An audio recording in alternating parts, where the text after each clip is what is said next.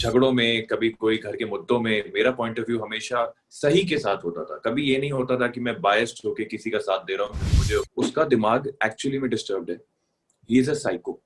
उसके खून में सिवाय झूठ, फरेब, चीटिंग, फ्रॉड के अलावा कुछ नहीं है। वो इस वक्त भी क्या कर रहा है, उसके सारे झगड़े पवित्रा के साथ नकली होते हैं।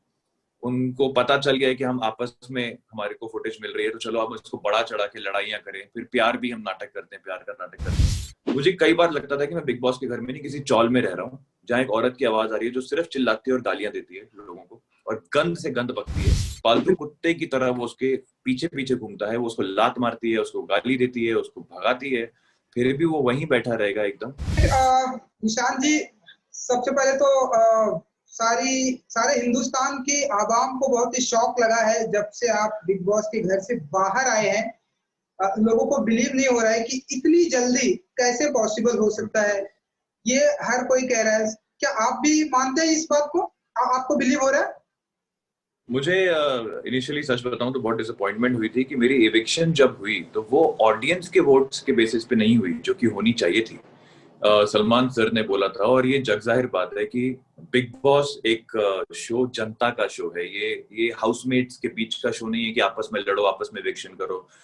बिग बॉस का शो है कि आप अपनी पर्सनालिटी के साथ इंडिपेंडेंट, बिना किसी का सपोर्ट मांगे भी अगर खेलना चाहो तो आप खेल सकते हो, क्योंकि अल्टीमेटली आपको जज करने वाली है हिंदुस्तान की और वर्ल्ड की जनता, जो वोट करेगी आपके नॉमिनेशन के बाद।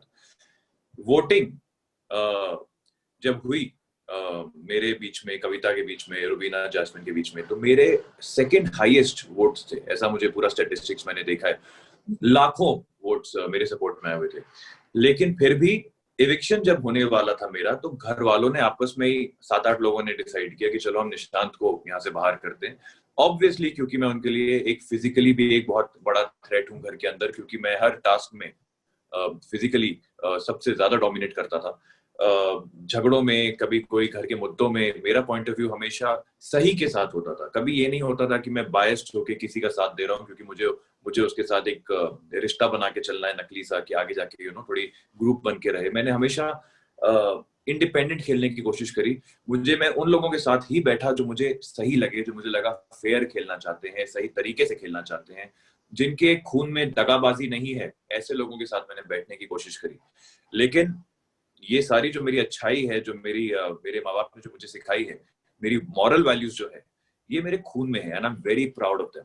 और अगर इनको हारना पड़ता ये शो में आगे जाने के लिए, तो वो विक्ट्री मेरे लिए बेकार होती। तो मैं बहुत खुश हूं इस बात से कि मैं, कुछ भी हो गया, मैंने अपनी अपनी पर्सनालिटी को नहीं खोया। मैंने अपने आप को उस लेवल पे नीच तरीके से नहीं गिराया जैसे बाकी लोग इस वक्त घर में आप देख रहे हैं गिर रहे हैं और गिरा रहे हैं एक दूसरे को।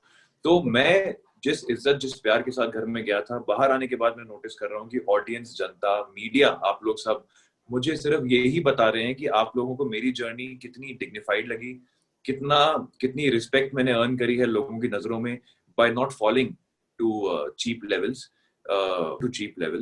एंड आई थिंक मेरे लिए मेरी सबसे बड़ी अचीवमेंट ये है कि मैंने अपने आप को भी ये साबित कर दिया कि मेरे सामने कितना ही बड़ा लालच हो, कोई ट्रॉफी हो, कोई भी पैसा हो, कुछ भी हो, मेरे माँ बाप ने जो मुझ में, मेरे खून में जो एक एक मॉरल्स डाले हैं, जो एक सही गलत की पहचान डाली है, एक फेयरनेस, एक राइचियस एटीट्यूड डाला है, वो नहीं हिल सकता, वो मेरा स्ट्रॉन्ग है। सो आई थिंक अगर मैं बिग बॉस के घर में फिट नहीं हुआ तो I am proud of it, क्योंकि बिग बॉस जैसी जगह मेरे लिए नहीं है। मेरी जगह बिग बॉस के क्राउड से काफी बेहतर क्राउड के बीच में। बिग बॉस के घर वालों का ऐसा कहना है कि निशांत यहाँ पर आकर सिर्फ और सिर्फ एक्टिंग किया, अपने आप को फेक प्रेजेंट किया। आपने भी सुना होगा इस बात को। सो कैसे देखते हैं आप? बहुत बार सुना है, पर होता क्या है ना, जब सारे लोग वहां पर इतने घटियापन पे उतर आए थे कि उनको लगा कि यार जब हम सब इतने घटिया बन रहे हैं, इतने चीप हो रहे हैं एक चीज को जीतने के लिए, तो हम सब में अभी भी एक इंसान ऐसा कैसे हो सकता है जो इतना क्लासी है, इतना डिसेंट है, इतना सही गलत के हिसाब से चल रहा है, इतना फेयर है। उसको लालच क्यों नहीं है? वो क्यों नहीं अपने आप को छोड़ के जमीन पे गिर रहा हमारे साथ? तो क्योंकि ये सब लोग इतने घटिया चीप हरकतें, बातें कर रहे थे वहां पर, मैं नहीं कर रहा था, इसलिए उनको लगा कि ये क्योंकि हम सबसे अलग दिख रहा है तो डेफिनेटली नकली होगा, क्योंकि हम सब अगर घटिया हैं तो ये घटिया क्यों नहीं हो रहा?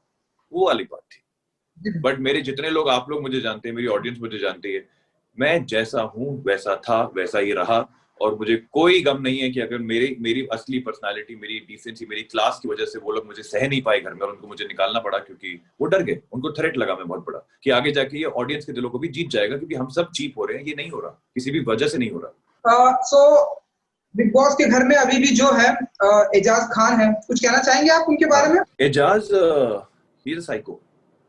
मैं ये बात बताना चाहता हूँ आपसे और सबसे कि पहले 2 हफ्ते में एजाज ने 2-3 बार मेरे पास आके ये बोला, जब हमारी नई नई बातचीत घर में शुरू हुई थी, कि यार निशांत, मुझे ना कभी कभी ना ऐसा विजन आता है कि ना यार सब लोग सो रहे हैं घर में रात को बिग बॉस के, और मैं चाकू लेके जाता हूँ बेडरूम में, किसी के बेड पे छाती पे बैठ के चाकू मारता हूँ और खून मेरे मुंह पे आके लगता है सारा।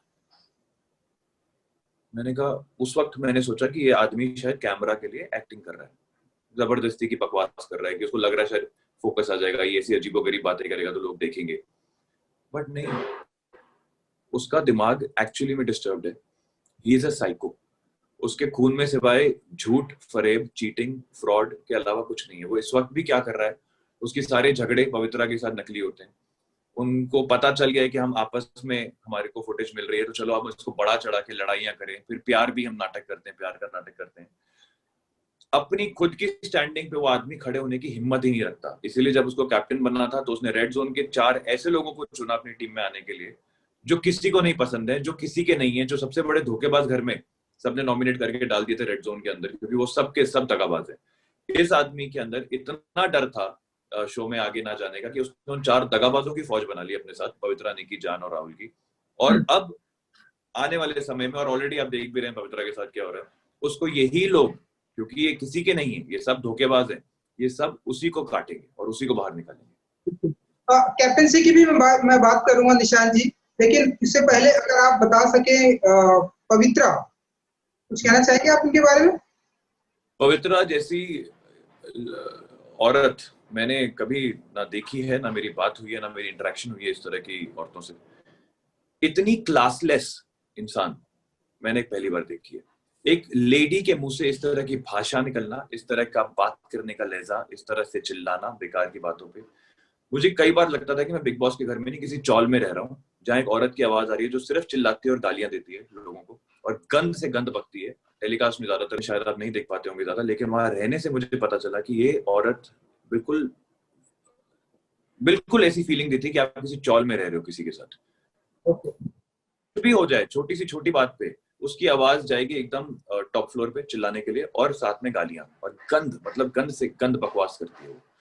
तो ऐसे लोगों को मैंने कभी डील ही नहीं किया ब्रो। मतलब मेरा सर्कल, मेरे दोस्त, मेरे काम के लोग, मेरे colleagues, they are all such decent classy people, कि ऐसे लोगों को तो मैं मतलब खड़ा भी ना रखूं अपने आसपास, ऐसे लोगों को मैं दूर से भगा दूं।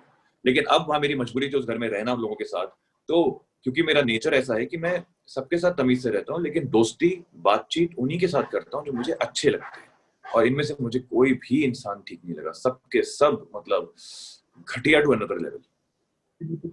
जान, और मैंने आपके देखा जब स्टार्टिंग में बहुत ही गहरी, ऐसा लग रहा था कि आप और जान बहुत ही गहरे मित्र हैं, लेकिन आखिरी में हमने उनके साथ भी आपका देखा।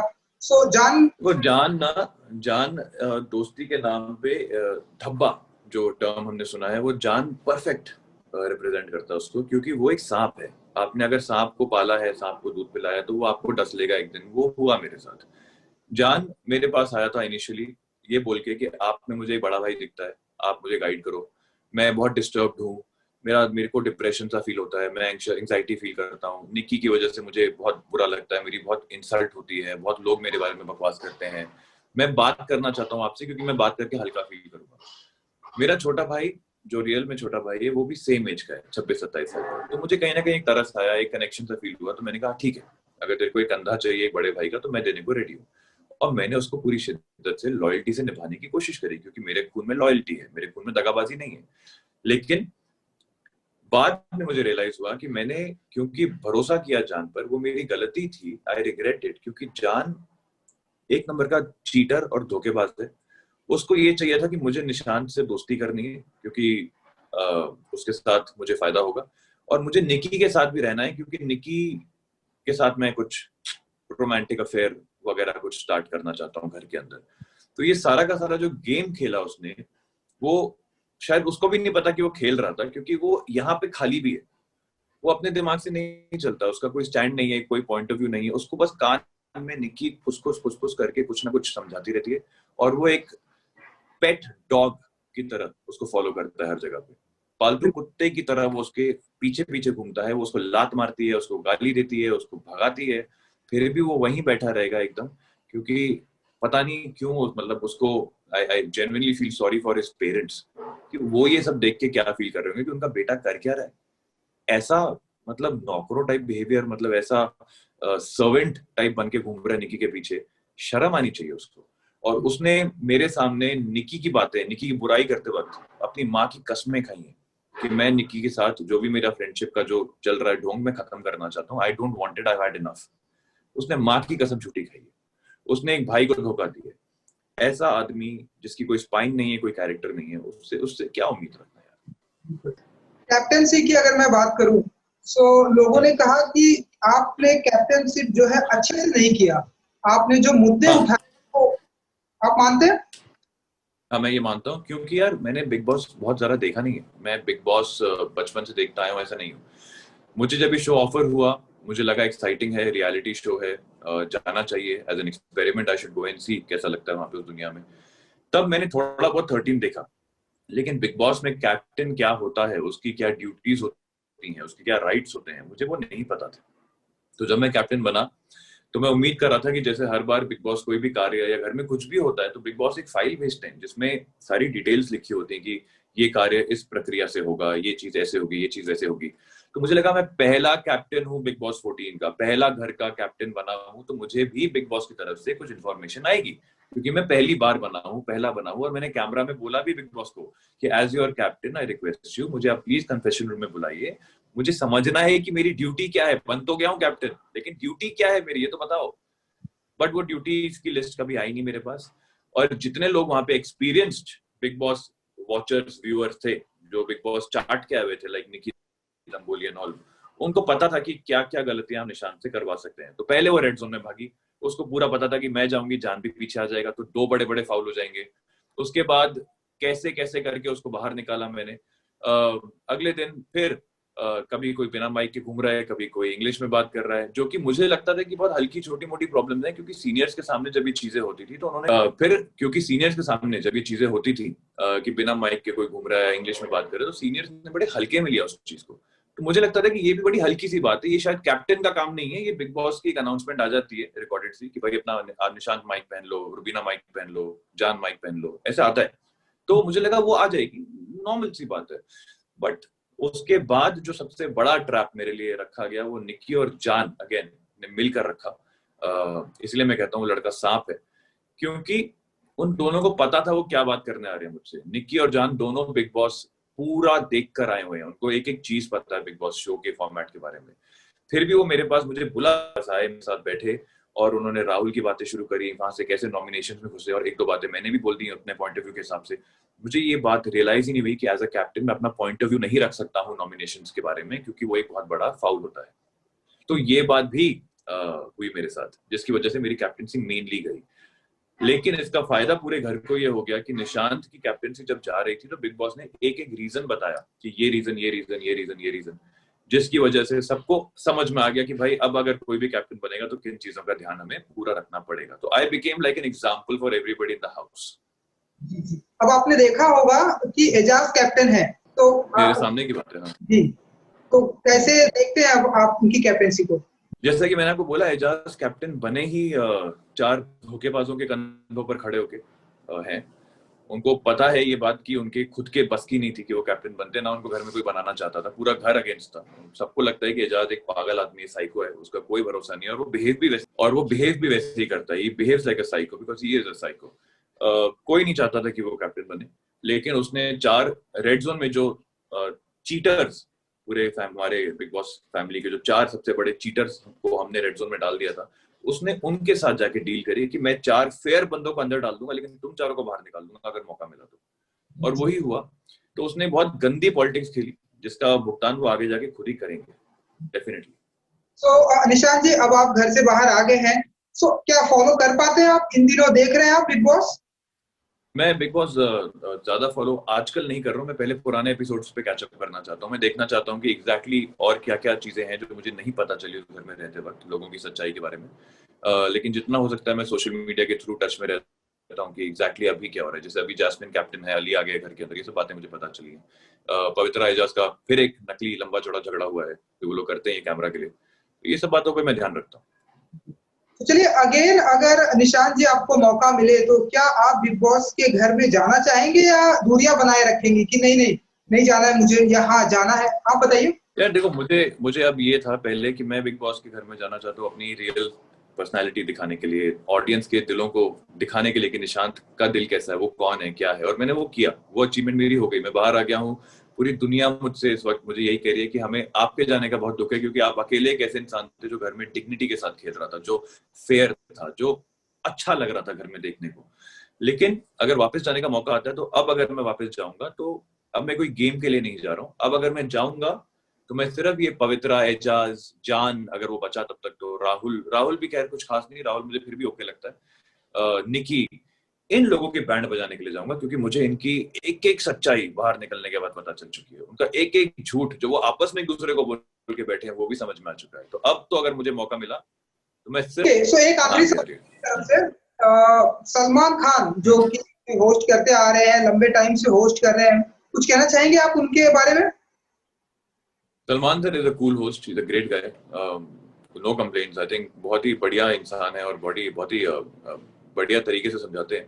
ऑफ कोर्स एंटरटेनमेंट का शो है, तो थोड़ा बहुत उनके तरीकों में कभी कभी हमारे लिए थोड़ी एम्बैरेसमेंट हो जाती है, लेकिन ये बात सच है कि उनकी हर बात मतलब होता है। और वो कभी कभी भी कुछ भी अगर मजाक में भी कहते हैं आपसे, तो उसके पीछे एक हिंट होता है जो कि आपको ये बताता है कि आप कहाँ गलत जा रहे हो या कहाँ सही जा रहे हो। तो आपको वो पकड़ना जरूरी है।